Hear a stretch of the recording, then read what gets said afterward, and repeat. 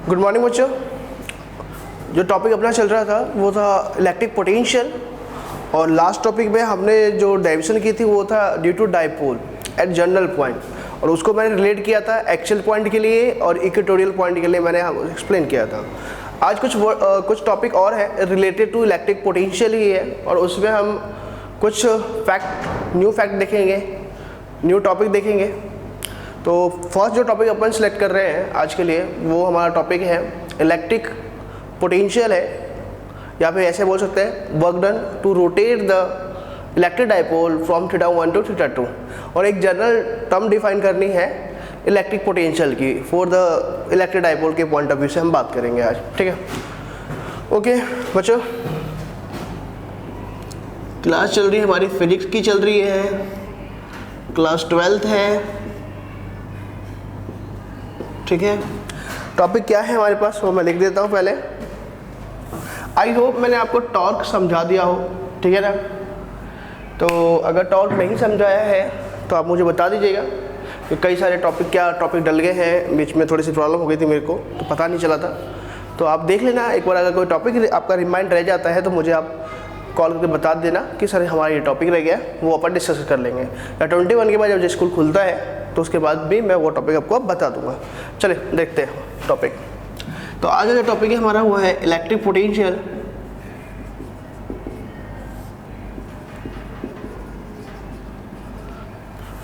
या फिर ऐसे थोड़ा सा हम वर्ड चेंज करते हैं, हमारे पास है, पहले चलो मैं टॉर्क की बात कर लेता हूँ, शायद आपको याद हो या ना हो। टॉर्क, एक ये वर्ड है टॉर्क, इलेक्ट्रिक फील्ड के लिए है। करते हैं क्या होता है टॉर्क, देखो कंसीडर करो कि हमारे पास ये टॉपिक है, एक यूनिफॉर्म इलेक्ट्रिक फील्ड है,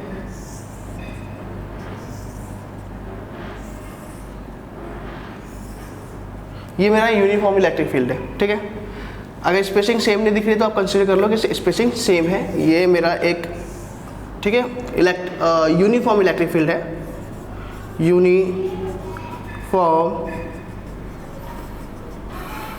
इलेक्ट्रिक फील्ड। यहां से हमने क्या किया,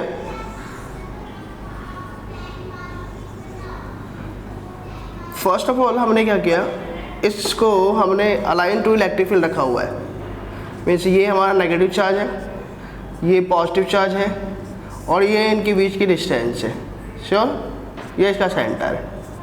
ओके, ये हमारा है इलेक्ट्रिक डाइपोल इन यूनिफॉर्म, ठीक है बच्चों। ये बैलेंस कंडीशन होती है और स्टेबल इक्विलिब्रियम भी होता है ये, ठीक है। इस केस में क्या होने वाला है, तो इस केस में देखो जिस पॉइंट ऑफ व्यू से लाइन पास हो रही है, मीन्स इस साइड से इस साइड लाइन जा रही है इलेक्ट्रिक फील्ड, आपको कंसिडर करना है कि ये सेक्शन जो होगा वो पॉजिटिव सेक्शन होगा, और ये जो सेक्शन होगा वो नेगेटिव सेक्शन होगा, right. Electric field line always positive charge से ओरिजिनेट होती है और एंड होती है नेगेटिव चार्ज में। तो आपको ये ध्यान रखना है, कहीं भी इलेक्ट्रिक फील्ड लाइन्स पैरेलल है या यूनिफॉर्म दिख रही है, आपको सपोज कर लेना है कि इस साइड ये पॉजिटिव सेक्शन होगा चार्ज का और इस साइड नेगेटिव सेक्शन होगा। इस केस में क्या होगा, यूनिफॉर्म इलेक्ट्रिक फील्ड की एक प्रॉपर्टी ये है कि इसमें इलेक्ट्रिक फील्ड इंटेंसिटी कांस्टेंट होता है हर पॉइंट पे।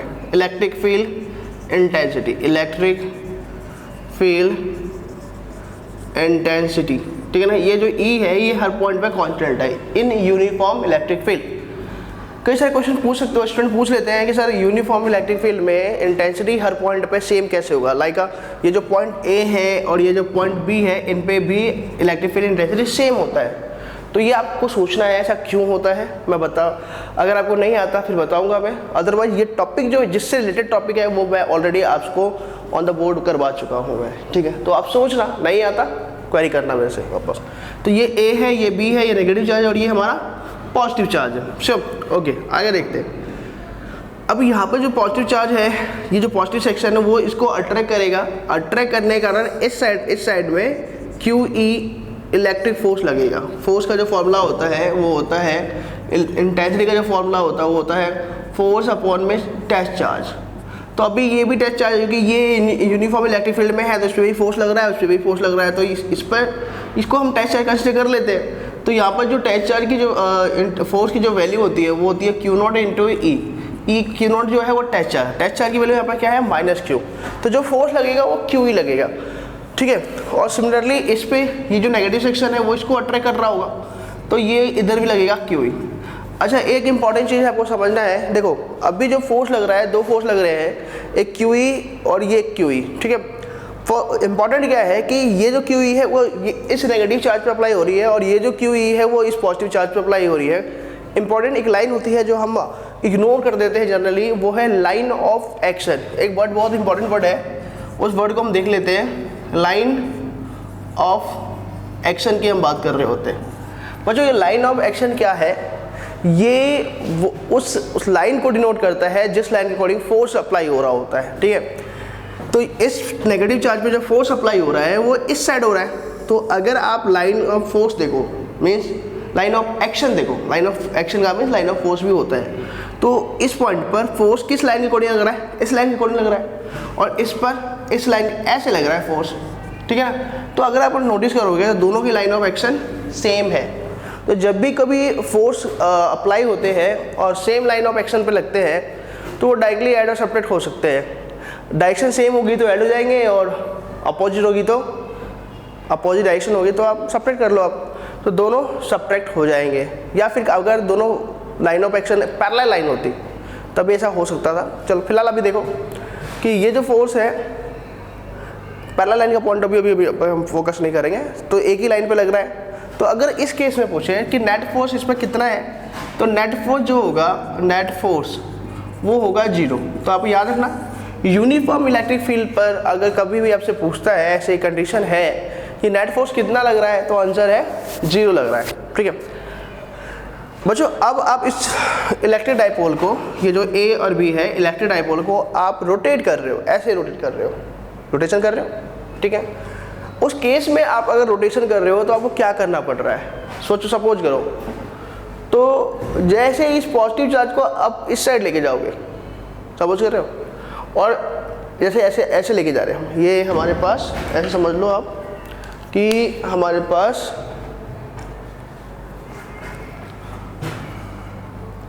चलो ऐसे समझ लो कि हमारे पास ये है एक डाइपोल है, प्लस साइड माइनस साइड। अब आप इसको ना फोर्स लगा के आप ऊपर ले जाना चाहते हो, ठीक है। तो क्या प्रॉब्लम आएगी, क्या कोई प्रॉब्लम आएगी या नहीं आएगी, या आंसर कोई ज़्यादा टॉपिक्स देखने की जरूरत नहीं है। तो आंसर है प्रॉब्लम आएगी कि जब आप इलेक्ट्रिक डाइपोल को आप ऐसे लेके जा रहे हो, ठीक है। चलो करके देखते हैं अपन।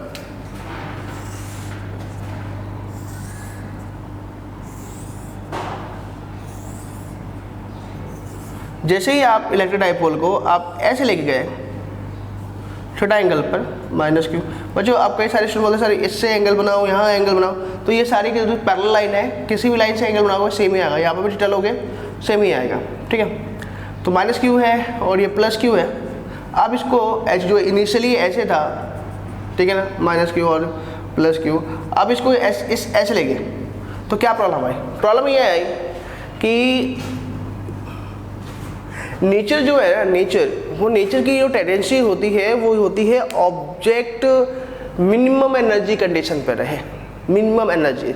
अगर कोई ऑब्जेक्ट स्टेबल है, जितने भी ऑब्जेक्ट है वो सारे due to properties of Newton's जो लॉ था इनर्शिया, वो सारे के सारे यही कहते हैं कि ऑब्जेक्ट अपनी ओरिजिनल कंडीशन में रहना चाहते हैं और मिनिमम एनर्जी कंडीशन में रहना चाहते हैं स्टेबल के लिए, ठीक है। तो अगर आप इसको जब ऐसे रख रहे थे, इस केस में रख रहे थे, तो इसमें नेट फोर्स लग ही नहीं रहा था, तो डाइपोल को इस फील्ड में रहने में कोई प्रॉब्लम नहीं हो रही थी।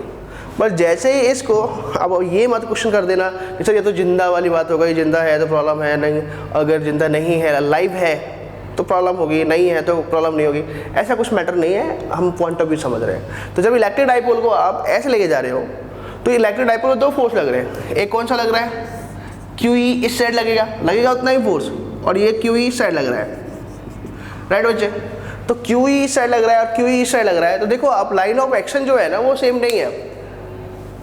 मीन्स इसकी जो लाइन ऑफ एक्शन है वो ऐसे है और इसकी लाइन ऑफ एक्शन ये है। क्या दोनों की लाइन ऑफ एक्शन ठीक है पैरेलल है? अभी उसकी पॉइंट ऑफ व्यू बात नहीं करेंगे, पैरेलल का पॉइंट ऑफ व्यू नहीं लेंगे, हम इन्वॉल्व नहीं करेंगे, जब सिलेबस में उसी की बात करते हैं। तो लाइन ऑफ एक्शन क्या सेम लाइन है या डिफरेंट लाइन है? तो डिफरेंट लाइन है। तो जब भी line of action line different line हो तो नेट फोर्स कभी 0 नहीं हो सकता। तो अब इसका नेट फोर्स जीरो नहीं है, ठीक है। अब होगा क्या इस केस में, जब आप इसको रोटेट कर रहे हो, ऐसे लेके गए थे आप, तो ये जो QE है उसको ये इधर स्ट्रेच कर रहा है, ऐसे इसको ये इधर खींच रहा है और ये इसको इधर खींच रहा है, जिससे स्ट्रेच कर रहा है, जिससे कि ये अगेन उसी लाइन पे उसी के अकॉर्डिंग आ जाए, ऐसे है ना। तो अगर आप इसको इधर स्ट्रेच करोगे, इधर स्ट्रेच करोगे, तो ये अगेन इसी लाइन के अलॉन्ग होने की ट्राई करता है। तो अगर आप जैसे ही इलेक्ट्रिक फील्ड से ऐसे इधर लेके जा रहे हो, फोर्स लगा रहे हो, तो इलेक्ट्रिक फील्ड इसका काउंटर कर रहा है, क्योंकि ये electric dipole uniform electric field का एक पार्ट बन गया है। और उस पार्ट में अगर कोई चेंज करोगे तो अकॉर्डिंग टू इनर्शिया लॉ कि जितने भी ऑब्जेक्ट है अपनी ऑन कंडीशन में नहीं ट्राई करते, अदरवाइज आपको उसको चेंज करना है तो आपको फोर्स लगाना पड़ेगा, और वो ऑब्जेक्ट का काउंटर करता है, राइट है ना। तो जैसे जैसे आप इसको ऐसे अलाइन कर रहे हो, क्या हो रहा है कि जो इलेक्ट्रिक फील्ड है इसका अपोज कर रहा है, वो उसको इसी लाइन में अलाइन करना चाहता है, क्योंकि इस केस में डाइपोल में मिनिमम एनर्जी स्टोर हो रही है। समझ में आ रहा है, ठीक है। अब जैसे ही इसको लेके जा रहे हो ऐसे, तो क्या हो रहा है, इलेक्ट्रिक डाइपोल पर एक दो फोर्स लग रहे हैं जिसके लाइन ऑफ एक्शन अलग है, वो दोनों ट्राई कर रहे हैं कि अगेन ये इलेक्ट्रिक फील्ड के डायरेक्शन में ही अलाइन हो जाए। तो अलाइन करने के लिए वो आपको किधर नेट फोर्स किधर लगा रहा है, अब सोचो कपल ऑफ फोर्स किधर लगा रहा है। कपल ऑफ फोर्स का मीन्स है दो फोर्स लग रहे हैं, ठीक है। कपल ऑफ फोर्स की भी बात करेंगे, दो फोर्स लग रहे हैं जिनकी लाइन ऑफ एक्शन अलग अलग है, तो वो दोनों फोर्स ट्राई कर रहे हैं कि अगेन ये इलेक्ट्रिक फील्ड की लाइन में अलाइन हो जाए। अगर आप उसको बार बार इधर लेके जा रहे हो और इधर लेके जा रहे हो, तो इलेक्ट्रिक फील्ड इसका काउंटर कर रहा है, इसका अपोज कर रहा है, उसके लिए वो फोर्स लगा रहा है, ठीक है, उसका अपोज कर रहा है। तो उस केस में हमें कितना वर्क डन करना पड़ रहा है वो, या हमें कितना यहाँ पर इलेक्ट्रिक फील्ड फोर्स लगा रहा है, टॉर्क, इसे एक जनरल टर्म बोलते हैं टॉर्क, टॉर्क कितना लगा रहा है वो है। चलो देखते हैं और आगे। तो इधर QE लगा दिया, इधर QE लगा दिया, ठीक है, ये थीटा है। अब यहाँ पे एक वर्ड है कपल ऑफ फोर्स, एक वर्ड आता है बच्चों कपल ऑफ फोर्स। ये कब अराइज होता है कि जब भी आपका दो फोर्स हो, दोनों इक्वल हो और डायरेक्शन अपोजिट हो, ठीक है, एक ही लाइन के अलॉन्ग नहीं लगे, तो उसको हम बोलते हैं कपल ऑफ फोर्स। तो यहाँ पे एक QE है, एक QE है, दोनों की लाइन ऑफ एक्शन अलग है, वो उसको रोटेट करने की कोशिश कर रहा है। ये इसको जैसे ये था, ये इसको इधर स्ट्रेच कर रहा है, ये इधर स्ट्रेच कर रहा है, तो ये रोटेट होकर ऐसे आ जाएगा। अगर आप ऐसे भी लेके जा रहे हो, यहाँ से ऐसे लेके जा रहे हो, तो ये कपल ऑफ फोर्स जो है ना, वो इसका अपोज कर रहा है। आप जैसे जैसे इधर लेके जा रहे हो, तो ये दोनों फोर्स का जो कॉम्बिनेशन है, ये दोनों इसको अपोज कर रहा है। तो जितनी आप इधर लेके रख, मान लो आपने ऐसे मूवमेंट करते हुए यहाँ पर रख दिया, तो जैसे इसको रखा ना, तो कपल ऑफ अपना फोर्स हटा लिया आपने। तो जैसे आपने हटाया, तो ये अगेन ये QE और QE इसको अगेन इस डायरेक्शन में अलाइन कर देंगे। मीन जब तक आप फोर्स अप्लाई करके ऐसे रख रहे हो, तब तक ये रहेगा। जैसे ही आप अपना फोर्स रिमूव कर रहे हो, ये दोनों फोर्स कपल ऑफ फोर्स है, वो अगेन इसको ऐसे लेके आ जाएंगे। मीन अगर आपको इसी कंडीशन में इसको रखना है, तो आपको इस कपल ऑफ फोर्स के काउंटर में फोर्स लगाते रहना पड़ेगा। आई होप आपको समझ में आया। तो यहाँ पे एक वर्ड जनरेट होता है टॉर्क, ठीक है। तो वही हमें कैलकुलेट करना है कि इस पर टॉर्क कब लगता है, कितना लगता है। तो जस्ट लाइक जो मोशन होता है, लीनियर मोशन, मैंने आपको 11th में मोशन बताया था, लीनियर और रोटेशनल मोशन, ठीक है, या एंगुलर मोशन बता दिया था, ठीक है।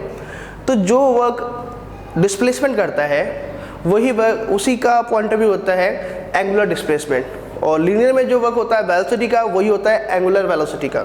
ऐसे ही जो टर्म इधर लीनियर में फोर्स का होता है, इधर होता है टॉर्क का, रोटेशन के मोशन की हम बात करें तो हमें टॉर्क कैलकुलेट करना है। चलो करते हैं अब। तो ये आई होप आपको ये पॉइंट समझ में आ गया होगा। कपल ऑफ फोर्स लग रहा है, ठीक है, और हमें यहाँ पे क्या सोल्व करना है, टॉर्क।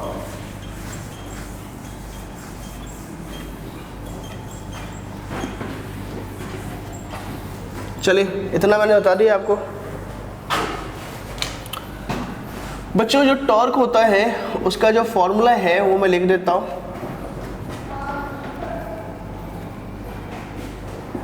फोर्स, कौन सा फोर्स, इलेक्ट्रिक फोर्स, दो फोर्स लग रहे हैं, QE इस साइड और इस साइड। आपसे पूछे कि इलेक्ट्रिक फील्ड, इस इलेक्ट्रिक फील्ड में इलेक्ट्रिक फोर्स लग रहा कितना है, QE। तो इलेक्ट्रिक फोर्स दोनों नहीं लिखना, एक ही लिखना है, into perpendicular distance between line of action. ठीक है, ओके। तो इलेक्ट्रिक फोर्स कितना लगा? आंसर है QE इनटू, अच्छा, perpendicular distance between line of action. तो देखो ये है, इस पे फोर्स जो लग रहा है वो इस लाइन को लग रहा है, और इस पर इस लाइन के, तो परपेंडिकुलर डिस्टेंस ये हो गई। ठीक है, ये A है हमारा, ये B है हमारा, और ये C। ठीक है, तो परपेंडिकुलर डिस्टेंस कौन सी है? BC है, और ये थीटा है, आप यहाँ पे भी थीटा कंसीडर कर सकते हो इसको। तो मुझे इलेक्ट्रिक फोर्स में पता है कितना लग रहा है QE, और ये BC। तो QE इनटू ये जो BC है इसकी वैल्यू कितनी होगी? अभी फिलहाल मैं लिख देता हूँ, कैसे निकालेंगे इस BC को, कैसे निकालेंगे। तो टॉर्क कंटिन्यू करते हैं इससे, टाउ से, ये फॉर्मूला है। अच्छा, from the triangle, from triangle, कौन सा ट्राइंगल की बात कर रहे हैं हम? तो BAC, अगर मेरे को साइन थीटा निकालना हो, तो क्योंकि आप बोलो साइन थीटा क्यों निकाले, तो बच्चों मुझे ये लेंथ निकालनी है, BC निकालनी है, थीटा ये रहा, आप यहाँ से भी लेंथ निकाल सकते हो, यहाँ भी कोई मैटर नहीं है, एक ही डिनोट किया करो यहाँ पर। ये अगर थीटा है तो ये हो गया परपेंडिकुलर, और मुझे इसकी वैल्यू पता है कि भाई ये जो इलेक्ट्रिक डाइपोल था उसकी डिस्टेंस कितनी है दोनों चार्ज के बीच में? 2a। तो ये है हाइपोटेन्यूस परपेंडिकुलर, तो मुझे साइन थीटा ही लगाना चाहिए। तो BC अपॉन में AB। बच्चों हो सकता है कि ये टॉपिक हो चुका हो, अगर हो गया तो कोई बात नहीं। BC की वैल्यू निकालनी है, और AB 2a, तो BC की वैल्यू हो गई 2a साइन थीटा। ओके, यहाँ रख देते हैं अब 2 इक्वल टू QE इंटू में 2a साइन थीटा। 2a और Q ये बन जाएगा P, तो tau equal to PE sine theta. ये हमारा टॉर्क हो गया। बच्चों ध्यान रखो, जो वर्क फोर्स का होता है लीनियर में वही वर्क होता है टॉर्क का होता है रोटेशन में, जस्ट वैसा ही बिहेव करता है रोटेशन मोशन। और यहाँ पे एक रोटेशन मोशन ही है कि जब आप इसको रोटेट कर रहे हो तो आप लीनियर डिस्प्लेसमेंट नहीं करते। कि लीनियर क्या होता है? अगर ऑब्जेक्ट यहाँ पर है तो इधर डिस्प्लेसमेंट होगा, ये ऐसे रोटेट हो रहा है। इलेक्ट्रिक डाइपोल ऐसे था, ये यूँ रोटेट हो रहा है, तो ये एंगल चेंज हो रहा है। पहले 0 डिग्री था, देन ऐसे एंगल चेंज हो रहा है, रोटेट कर रहा है ना, तो यहाँ पर रोटेशन मोशन का पार्ट है। ठीक है, कन्फर्म? तो यही था टॉपिक। आई होप आपको समझ में आया, एक बार देख लो आप।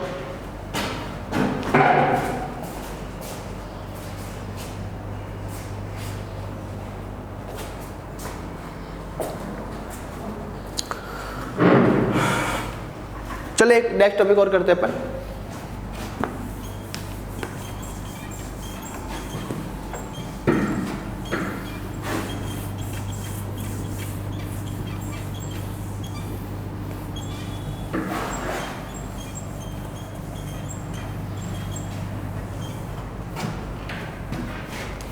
तो आपको ध्यान रखना है, जब भी कोई इलेक्ट्रिक डाइपोल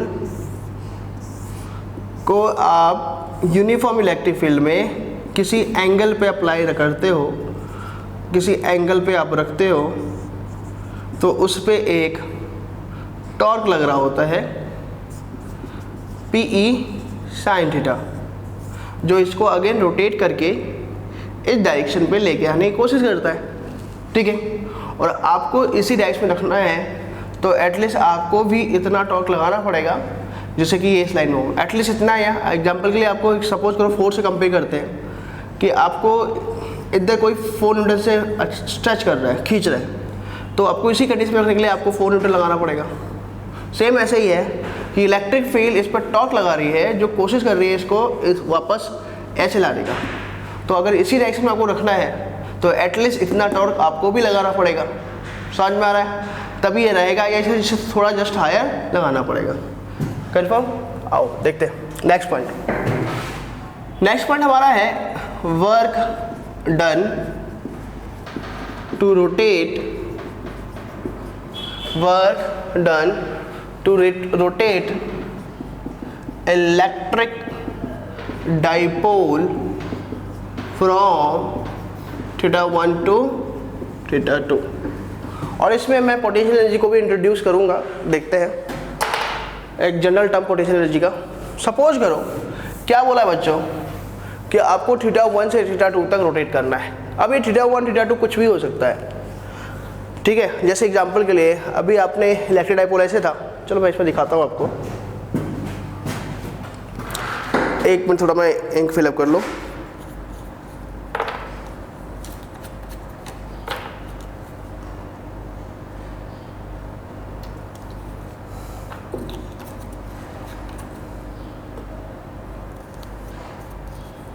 बच्चों देखो, हाँ ये क्या कंडीशन है इसका,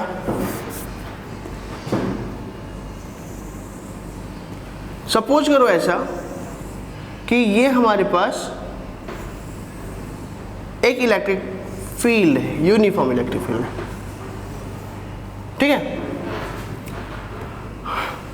ऑलरेडी आप इसको रोटेट करके कुछ एंगल पे लेके आए हुए हो, सपोज करो ऐसे लेके आए हो,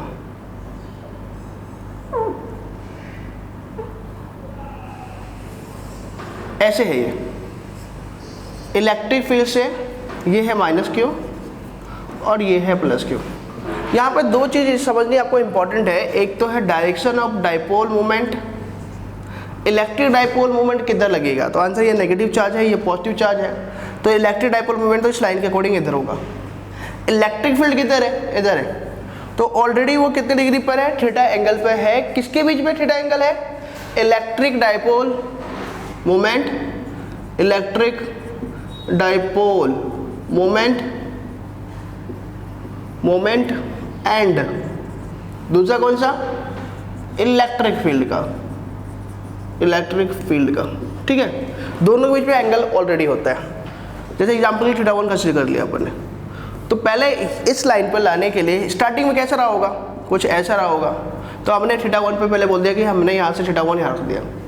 अब वो ये पूछ रहा है कि यहाँ पर आपने रखा हुआ है, चलो सपोज करो अब मुझको ना इसको ऐसे लेके आना है, यहाँ तक लेके आना है, ये माइनस क्यू और ये प्लस क्यू, तो अब वो जो एंगल होगा वो एंगल हो जाएगा θ2। तो पहले इलेक्ट्रिक डाइपोल ऑब्वियसली होता है तो ऐसे ही है, तो आपको उसे रोटेट करके किसी टाइम इसमें ऐसे रख दिया, कोई मैटर नहीं है। अब उसने पूछा चलो आप पहले ऐसे है, θ1 पर है, मैं इसको रोटेट करते हुए ऐसे लेके आना चाहता हूँ। Means before starting the applying the force, the angle between the electric dipole moment and electric field is θ1।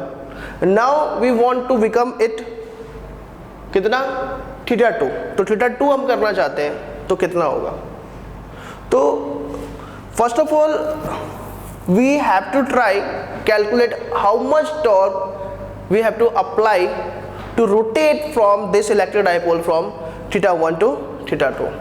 कितना, अगर मुझे θ1 से θ2 तक लेके जाना है तो मुझे टॉर्क कितना लगाना पड़ेगा, और इस केस में टॉर्क लग कितना आ रहा है, क्योंकि मैंने क्या बोला था, जो वर्क फोर्स का होता है लीनियर में वही वर्क होता है रोटेशन। वर्क का मतलब वर्क डन नहीं, मतलब जो टर्म फोर्स की, जो इफेक्ट फोर्स का होता है लीनियर में वही इफेक्ट होता है टॉर्क का। लीनियर में फोर्स क्या करता है, डिस्प्लेसमेंट करता है, लीनियर डिस्प्लेसमेंट करता है। टॉर्क क्या करता है, एंगुलर डिस्प्लेसमेंट करता है, ठीक है।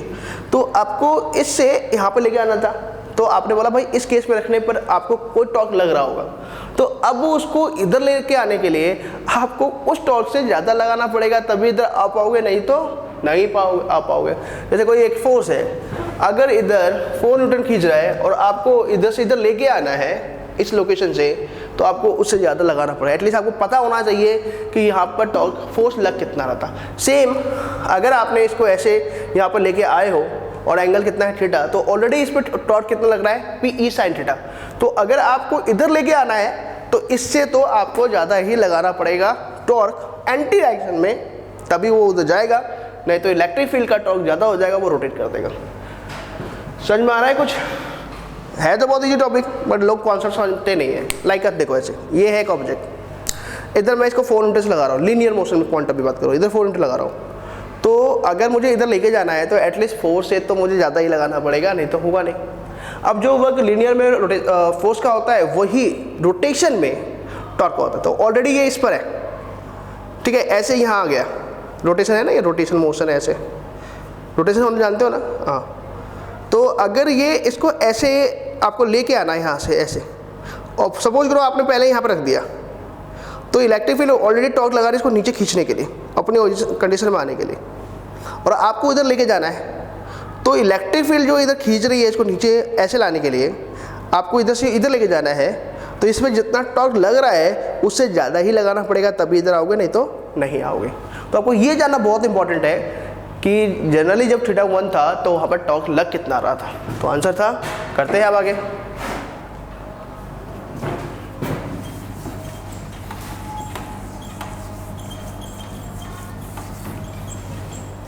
तो बच्चों यहाँ से हमने क्या बोला, ये था हमारे पास, ठीक है। यहाँ से हम स्टार्ट करते हैं आगे कि इनिशियली पहले कितना टॉर्क लगा, मुझे टोटल एंगल जो है ना कितना चेंज करना है एंगल। तो आंसर है फाइनल एंगल θ2 है और इनिशियल एंगल कितना है θ1, तो मुझे इतना एंगल चेंज करना है। और जैसे जैसे आप एंगल इंक्रीज करोगे टॉर्क की वैल्यू हर पॉइंट पे चेंज होगी, क्योंकि टॉर्क होता है कितना है, PE sin θ। तो जैसे जैसे आप चेंज कर रहे हो क्या एंगल, वैसे वैसे आपको टॉर्क भी चेंज करना पड़ेगा। मतलब एंगल भी वेरिएबल है, टॉर्क भी वेरिएबल है, टोटल आपको वर्क डन निकालना है, तो फिर तो आपको इंटीग्रेशन इन्वॉल्व करना पड़ेगा। लीनियर में फोर्स का जो फॉर्मूला है वो है फोर्स इनटू डिस्प्लेसमेंट, और एंगुलर में जो फोर्स का फॉर्मूला वर्क डन का जो होगा, लीनियर में जो वर्क डन का फॉर्मूला होता है वो फोर्स इनटू डिस्प्लेसमेंट, एंगुलर में जो वर्क डन का फॉर्मूला होता है वो होता है टॉर्क इनटू एंगुलर डिस्प्लेसमेंट, मतलब थीटा। तो अब सपोज करो कि आप इसको यहाँ से इधर लेके जाना चाहते हो, तो पहले इससे ऐसे भी लाए होगे, तो क्या एंगल चेंज हो गया? यस, एंगल चेंज हो गया। और एंगल चेंज हो गया तो मुझे बताओ क्या टॉर्क चेंज हो गया? यस, टॉर्क चेंज हो गया। तो वर्क डन तो हो रहा है। तो फिर आगे और ऊपर लेके जा रहे हो, यहाँ से और ऊपर लेके जा रहे हो, फिर एंगल चेंज हुआ, यस। क्या टॉर्क फिर चेंज हो गया? यस, टॉर्क फिर चेंज हो गया। तो एंगल भी वेरिएबल है, टॉर्क भी वेरिएबल है, तो ये प्रॉब्लम करेगा, है ना। दो वेरिएबल आ गए, तो हमें एक वेरिएबल सपोज करना है और एक स्मॉल अमाउंट में कैलकुलेट करना है, फिर हम उसको लिमिट से सॉल्व कर देंगे, जैसे लाइक इंटीग्रेशन की जो प्रोसेस होती है। तो हमें एक साथ पूरा नहीं निकालना, हमें स्मॉल के लिए निकालेंगे, ठीक है। तो हम क्या लिख रहे हैं, for the work done to rotate a small displacement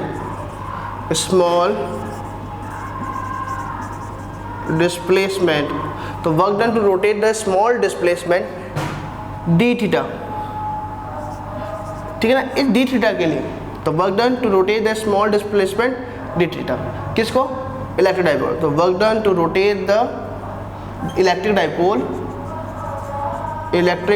dipole, ठीक है, टू स्मॉल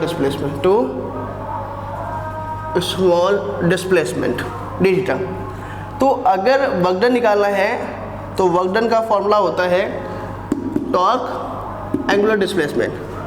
तो इस केस में पहले से हम इस केस में सपोज कर रहे हैं, यहाँ पर था, तो यहाँ पर टॉर्क लग रहा है टॉ, और आप पूरे के लिए एक साथ नहीं निकाल रहे हो, डी थीटा के लिए निकालो, ये हो गया। तो डी डब्ल्यू हो गया PE sine theta into D theta, इतना आ गया, ठीक है। स्मॉल के लिए कर लिया। अब हर बार मुझे अभी तो इससे भी इतना ही दिखा रहा हूँ, ऐसे भी हो सकता है, तो और ये यहाँ से ऐसे भी रोटेट यहाँ तक भी आ सकता है, यहाँ से ऐसे रोटेट करते इधर भी पूछ सकता है, कुछ भी पूछ सकता है। तो एंगल तो डिस्प्लेसमेंट तो बहुत होता है। तो ये हमने स्मॉल थोड़ा सा स्मॉल डिस्प्लेसमेंट के लिए किया है। अगर आपको बोलते कि θ1 से θ2 तक करना है तो आप डायरेक्ट इंटीग्रेशन कर दो, ठीक है। तो net work done to rotate electric dipole from θ1 to θ2, θ1 से θ2 तक कितना मेरे को रोटेशन करना पड़ेगा। तो D W net work done W consider कर लेते हैं। इधर जो है आप एक बात सोचो, ठीक है, कि दो वेरिएबल थे, एक इंपॉर्टेंट चीज़ जिनको कॉन्सेप्ट समझना है वो समझ लो एक बार, हर बार यही आएगा हमारे 12th में, integration single integration, double variable integration नहीं होता। हमें अगर दो वेरिएबल है भी तो उस एक वेरिएबल को दूसरे में कन्वर्ट करके सिंगल इंटीग्रेशन करना होता है। तो यहाँ पर रोटेशन क्या था, जब आप इसको ऐसे ऐसे लेके जा रहे हो ऐसे रोटेट करके, तो यहाँ पर टॉर्क भी वेरिएबल है और आपका एंगल भी वेरिएबल है, तो दो वेरिएबल है, तो डबल इंटीग्रेशन लगाना पड़ता जो हमारे सिलेबस में बियॉन्ड द सिलेबस है। तो हमें एक वेरिएबल को दूसरे टर्म में कन्वर्ट करना है। तो टॉर्क हमें ऑलरेडी पता है कि टॉर्क जो है वो है पी ई साइन थीटा, है ना। पी भी कांस्टेंट होता है, एक इलेक्ट्रिक डाइपोल को ही तो घुमा रहे हो, उसका चार्ज भी फिक्स है, डिस्टेंस भी फिक्स है। तो इलेक्ट्रिक डाइपोल तो मूवमेंट भी फिक्स है, पी इलेक्ट्रिक डाइपोल मूवमेंट है, फिक्स है, ई यूनिफॉर्म है, ये भी फिक्स है, सिर्फ चेंज क्या हो रहा है, थीटा ना। तो टॉर्क को भी आपने थीटा के फॉर्म में लिख दिया कि भाई मेरा एक ही वेरिएबल रह गया अब थीटा।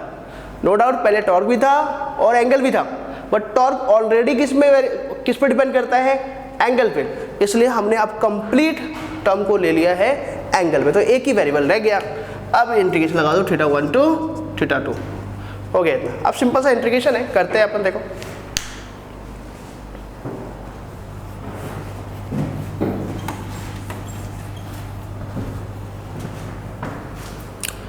देखो इधर तो हो जाएगा ये W,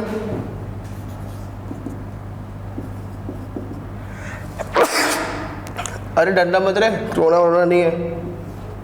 theta 1 theta 2 sine theta और डी थीटा, ठीक है। W equal to P E, पता ही आपको 11 बता रखा है, साइन का होता है माइनस का cos theta, theta 1 to theta 2। तो W equal to minus outside क्या होगा, cos theta 2 minus cos theta 1, ठीक है, ये हो गया। अगर आप चाहो तो इनसाइड मल्टीप्लाई कर दो, ठीक है।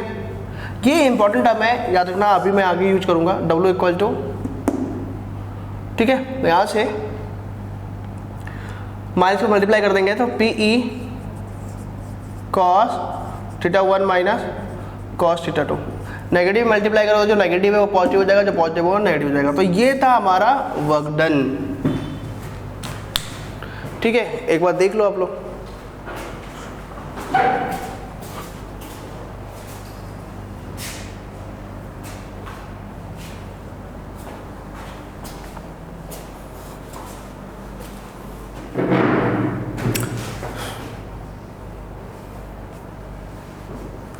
बच्चों 4 to 5 मिनट का लेक्चर और मैं इसमें इन्वॉल्व करना चाहता हूँ। एक टॉपिक है, इसी के साथ हो जाएगा, करते हैं अपन वो भी, ठीक है। ये वर्क डन था। अब मैं ये टॉपिक हो गया है, इसी में थोड़ा मॉडिफाई करके कुछ करना चाहता हूँ, टॉपिक बताना चाहता हूँ। अब ध्यान सपोज करना क्या कर रहा हूँ, देखना। ये है formula of electric potential energy, potential energy of electric dipole in uniform electric field. Formula of electric potential energy of the electric dipole in uniform electric field की हम बात कर रहे हैं। देखो क्या है बच्चों, इलेक्ट्रिक पोटेंशियल एनर्जी होती क्या है, तो आंसर इलेक्ट्रिक पोटेंशियल एनर्जी एक टाइप का वर्क डन ही है जो आपको करना पड़ता है इन इलेक्ट्रिक फील्ड, ठीक है। चार्ज के पॉइंट ऑफ व्यू से अगर हम बात करते हैं, यहाँ पे एक चार्ज है और मुझे एक चार्ज को, टच चार्ज को इस पॉइंट पर लेके आना है ए पर, तो मुझे जो वर्क डन करना पड़ेगा वो क्या है, electric potential energy of that charge. But charge नहीं है इस बार आप पोजीशन चेंज कर रहे हो, यहाँ पर किसी पोजीशन चेंज कर रहे हो। तो इलेक्ट्रिक पोटेंशियल, जो पोटेंशियल एनर्जी है पहले बता दिया है, वो ड्यू टू पोजीशन होती है। अब इलेक्ट्रिक फील्ड में पोजीशन चेंज होगी तो वो electric potential energy, gravitational field में होगी तो ग्रेविटेशनल पोटेंशियल एनर्जी। बट इस पर पॉइंट, यहाँ पर पॉइंट का होता है, पॉइंट चार्ज का होता है, और यहाँ पर इलेक्ट्रिक डाइपोल का है। तो जैसे जैसे आप पोजीशन चेंज करोगे इलेक्ट्रिक डाइपोल का, वैसे वैसे उसकी एनर्जी भी चेंज हो जाएगी जो उसमें स्टोर होती है। तो अगर यूनिफॉर्म इलेक्ट्रिक फील्ड में हम अगर ऐसे रखते हैं इलेक्ट्रिक डाइपोल को तो उसकी पोटेंशियल एनर्जी डिफरेंट होगी, और जैसे ही आप ऐसे करते हो तो उसकी पोटेंशियल एनर्जी डिफरेंट है, और ये फिर डिफरेंट मीन्स अगर ओरिएंटेशन उसका डिफरेंट है इलेक्ट्रिक डाइपोल का तो उसकी पोटेंशियल एनर्जी भी डिफरेंट होती है। यही इससे क्वेश्चन पूछा है कि अगर यूनिफॉर्म इलेक्ट्रिक फील्ड में मैं रखता हूँ उसका तो उसका जनरल जो टर्म बनेगा वो क्या बनेगा। चलो तो मैं इसी से समझाऊंगा, ध्यान समझना। बच्चों एक बात बताओ मुझे कि अगर आप इनिशियली अगर कोई आप बोल रहे हो ठीक है कि आपने यहाँ पर रखा हुआ था θ1 पर और θ2 यहाँ पर यहाँ से यहाँ लेके आ गए हो, तो यहाँ से ऐसे करने पर जब आप लेके आ रहे थे तो क्या आपको वर्क डन करना पड़ा? यस। जब आप इसको ठीक है आपको बोला यहाँ पर है और यहाँ से यहाँ लेके आ रहे हो, बट मुझे ये बताओ क्या ये इलेक्ट्रिक डाइपोल जो था इस डायरेक्शन में विदाउट एक्सटर्नल वर्क डन के रह सकती है क्या? आंसर है नहीं, क्योंकि इलेक्ट्रिक फील्ड इसको स्ट्रेच कर रहा है इस डायरेक्शन में और अलाइन करने की कोशिश इसमें कर रहा है। तो अगर आपको यहाँ से इनिशियली जो यहाँ पर है यहाँ से यहाँ तक लेके गए होंगे तो ऑलरेडी कुछ वर्क डन करना पड़ा होगा। तो मीन्स अगर आपने ऑलरेडी इसमें रख दिया है θ1 पे रखा हुआ है, अगेन हमारा क्वेश्चन था θ1 से θ2 तक रोटेट करने में वर्क डन, मीन्स यहाँ से यहाँ तक करने में कितना वर्क डन है। जस्ट सपोज करो यहाँ पर देखो कि अगर आपसे पूछा एक चार्ज है, पॉइंट है अटैच चार्ज Q0 पर A पर और पॉइंट चार्ज है B पर, आपसे पूछा A से B तक लाने में जो वर्क डन है, A to B लाने में अटैच चार्ज को जो वर्क डन है वो बताओ कितना होगा। तो मुझे भाई ये बताओ पहले A पर आने के लिए आप इसको बाहर से तो लेके आए होगे ना, तो वर्क डन तो करना पड़ा होगा A तक भी लाने में, कितना हुआ है वो W1, और फिर जब यहाँ से यहाँ तक लेके आए होगे तो इसके पॉइंट ऑफ व्यू से सोचता हूँ तो वो कितना हुआ है W2 हुआ होगा। तो एक्चुअली इन दोनों के बीच में जो वर्क डन पूछ रहा है कि A से B तक लाने में कितना वर्क डन है, तो आप लिख रहे हो W2 माइनस W1, यही तो लिखोगे आप, है ना, यही है पोटेंशियल एनर्जी का चेंज। सेम ऐसा ही है कि अगर आप पहले से θ1 पे रखा हुआ है तो इसका मीन्स है कि पहले यहाँ से यहाँ तक लाए होगे तो उसका वर्क डन हुआ होगा W1, और फिर यहाँ पर है तो आपको फिर सोचना है एक्चुअली यहाँ से यहाँ तक लाने में कितना वर्क डन है, W2। तो आप भूल जाओ ऐसे कुछ पॉइंट ऑफ व्यू, आप जस्ट ये सोचो कि अगर मैं को यहाँ पे लाना है तो लाना तो यहीं से पड़ेगा, ओरिजिनल कंडीशन तो यही होती है क्योंकि यहाँ पर नेट फोर्स होता नहीं है, वर्क डन करना नहीं पड़ता ऐसे में रखने में। अब यहाँ से यहाँ तक लाए हो गए तो इलेक्ट्रिक फील्ड इसका अपोज कर रहा होगा तो आपको वर्क डन करना पड़ रहा होगा और यहाँ तक लाना पड़ा होगा, वो वर्क डन है W1। अब भूल जाओ इसको, अगर यहाँ तक लाना होगा तो यहीं के पॉइंट ऑफ व्यू सोचो कि यहाँ से यहाँ तक लाने में कितना वर्क डन करना पड़ा होगा, W2। तो मीन्स इस लाइन से हमें तो वर्क डन करना था W1 से W2 तक, यहाँ से यहाँ तक, बट आपको ये सोचना है कि अगर भाई यहाँ से यहाँ तक ला रहे हो तो एक्चुअली जो वर्क डन का डिफरेंस है वो होगा कितना। तो आंसर वो होगा तो वही कि यहाँ से यहाँ तक लाने में कितना करना पड़ा और यहाँ से यहाँ तक लाने में कितना करना पड़ा, दोनों का माइनस, यही है ना। यहाँ पर देखो आप कि अगर मैं इसको रब कर देता हूँ, सपोज करो बच्चों कि आपसे पूछा कि भाई A और B पर वर्क डन का, अगर मैं Q0 को यहाँ से यहाँ तक लाना है तो वर्क डन का डिफरेंस कितना होगा। तो आप ऐसे समझो कि बच्चों अगर मान लो कि यहाँ से यहाँ तक आपको लाने में, बाहर से यहाँ से भी क्या, यहीं से यहाँ से यहाँ तक तो इलेक्ट्रिक फील्ड के लिए होगा ही नहीं ना, तो यहाँ से यहाँ तक अगर यहाँ से बोलता है तो भी आपको रेडी यहीं से करना है। यहाँ से यहाँ तक लाने में आपको 10 जूल वर्क डन करना पड़ा और यहाँ से यहाँ तक लाने में 30 जूल वर्क डन करना पड़ा, सपोज करो। तो आपसे पूछा बताओ A से B तक लाने में कितना करना पड़ेगा, तो आंसर है 30 माइनस 10, 20 जूल। बट आपको अगर डायरेक्ट ये बोला, आपको इन्फॉर्मेशन ही नहीं है कि ये होता क्या है, तो आपको बोलेगा A से B तक लाने में वर्क डन कितना है, तो आप समझ ही नहीं पा रहे क्या है। तो आपको सोचना पड़ेगा बेटा कि यहाँ तक जो वर्क डन यहाँ से यहीं तक पूछ रहा है, बट यहाँ तक लाने में भी तो वर्क डन किया करना पड़ा होगा, और यहाँ तक लाने में तो अगर यहाँ से यहाँ तक लाने में वर्क डन करना पड़ा होगा और यहाँ से यहाँ तक लाने में वर्क डन करना पड़ा होगा, तो जो इन दोनों का डिफरेंस होगा वही तो A से B के बीच का होगा।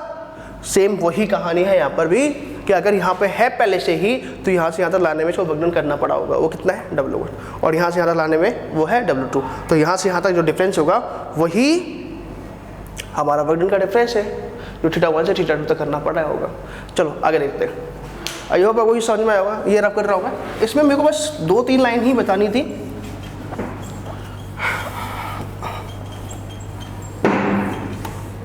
तो बच्चों मेरे पास ना ये आंसर आया था, सपोज करो ये आंसर आया था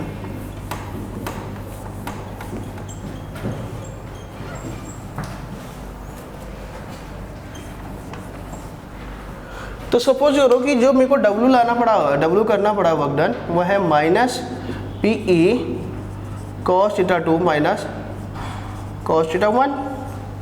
ये मेरे पास टॉपिक था, ठीक है। अब बच्चों इंपॉर्टेंट है, इसको W है ना, ये मल्टीप्लाई करो, minus P E cos theta 2, ये माइनस माइनस प्लस हो जाएगा नो डाउट, बट क्या मैं इसको ऐसे लिख सकता हूँ?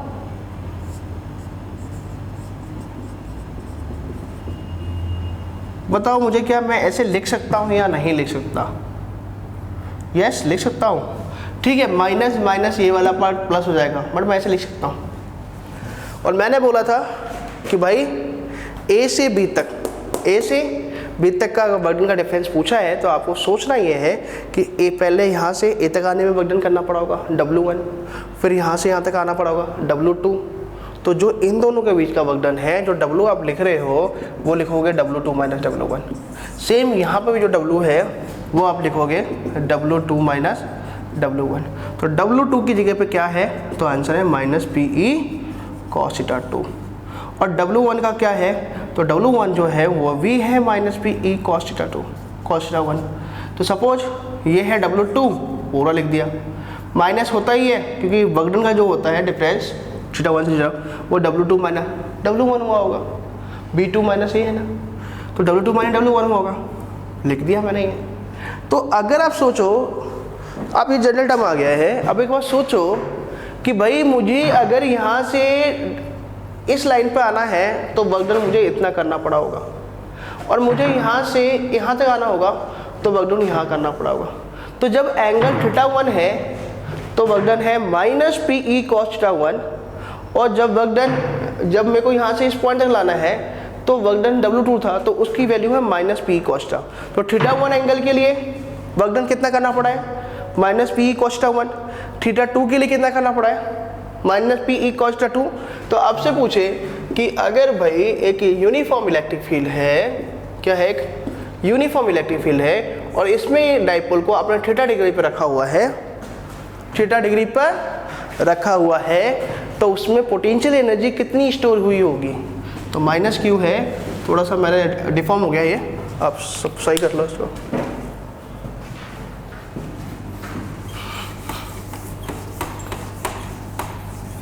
अगर आपसे ये पूछा है इसने कि भाई अगर मैंने इसको ऐसे से ये वाली कंडीशन से यू रोटेट कर दिया है, यहाँ पर रख दिया है, तो वर्क डन तो करना पड़ा होगा, तो वो पोटेंशियल एनर्जी कितनी स्टोर हो गई? तो जनरल टर्म है, अगर थीटा 1 था तो एंगल था तो P E cos theta 1, theta 2 था तो minus P E cos theta 2।